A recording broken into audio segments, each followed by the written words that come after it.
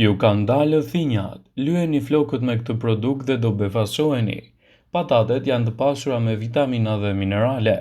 Ato përmbajnë fosfor, hekur, kalcium, fibër, kalium, vitaminën A, B dhe C. Të gjitha këto vitamina dhe minerale janë të dobishme për rritjen dhe fortësinë e flokut. Lëkurat e patateve nga ana tjetër janë të shkëlqyera jo vetëm për flokët e shëndetshëm, por edhe për zhdukjen e thinjave. Receta me lëkurën e patates kundër thinjave, të cilët e tregojmë në këtë video sipas The Health Site, mund të tingëllojë pak e pazakontë, por përfitimet janë të mëdha. Kjo është një mënyrë shumë natyrale për të përmirësuar gjendjen e flokut tuaj.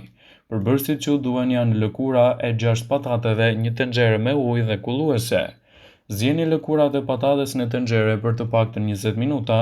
Hiqeni tenxherën nga zjarri dhe e lini të ftohet për 15 minuta. Më pas përdorni një kullues ose nap të pastër, kulloni lëngun.